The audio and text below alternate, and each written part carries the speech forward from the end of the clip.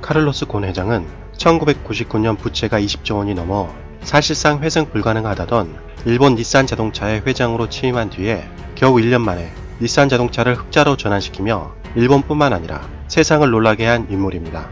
하지만 20년이 지난 지금에는 일본을 극적으로 탈출해 더욱 세상을 놀라게 한 인물로 기록되었습니다. 그는 탈출 후에 레바논에서 기자회견을 열었는데요. 이 소식은 일본에도 전해졌고 각종 포탈이 도배되다시피 할 정도로 일본인들의 관심이 뜨거웠습니다. 카를로스 곤 회장은 기자회견에서 이런 얘기를 했는데요. 일본에서 탈출한 것에 대해 나는 정의를 피하지 않았다. 불의를 피했을 뿐이라고 말했습니다. 또한 다들 미션 임파서블이라고 말했을 때 나는 닛산을 부활시켰다. 우리는 금융위기를 함께 극복했다.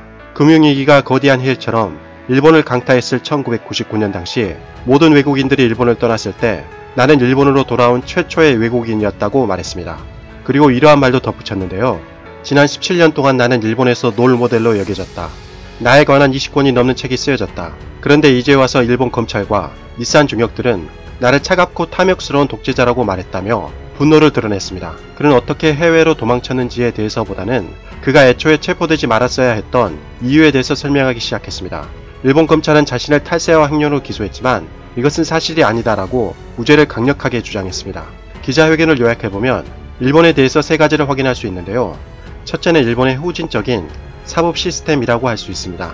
카를로스 곤 회장은 일본은 판결을 받는데 5년 정도 걸리며 99%에 이르는 일본의 유죄율은 공정하지 않다면서 일본 검찰이 자백할 때까지 자신을 괴롭혔다고 하는데요. 검찰은 잘못된 정보를 계속해서 언론에 흘렸으며 심지어 독방 감금을 했고 8시간 동안 변호사도 없이 검찰의 조사와 신문 연장까지 있었다.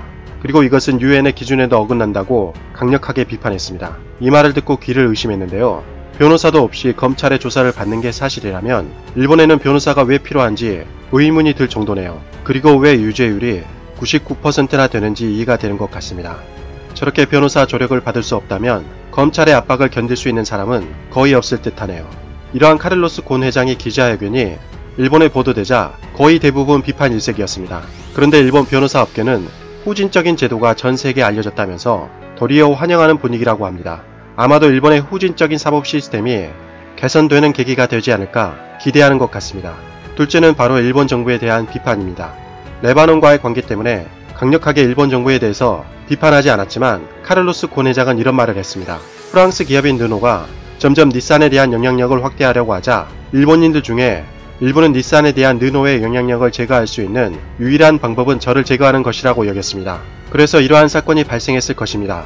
라고 우회적으로 일본 정부를 비판했습니다. 세 번째는 바로 일본 언론에 대한 비판인데요.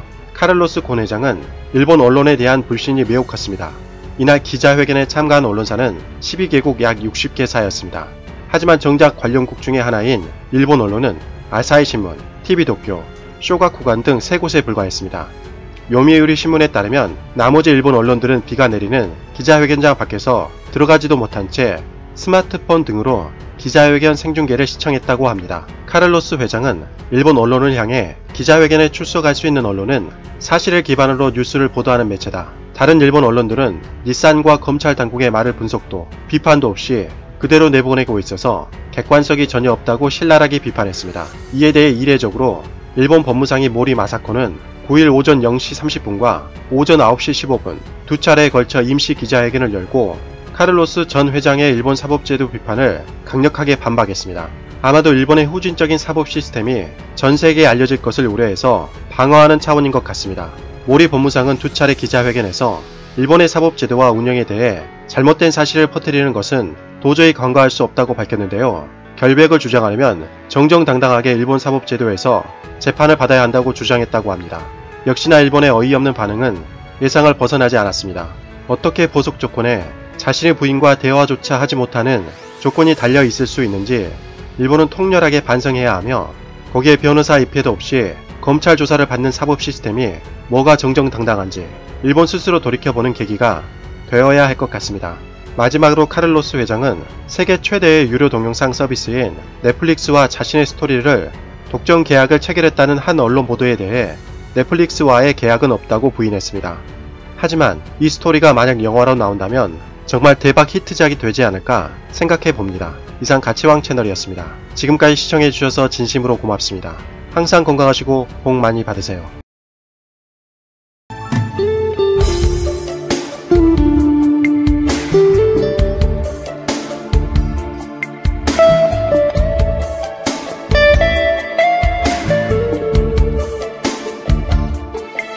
있습니다.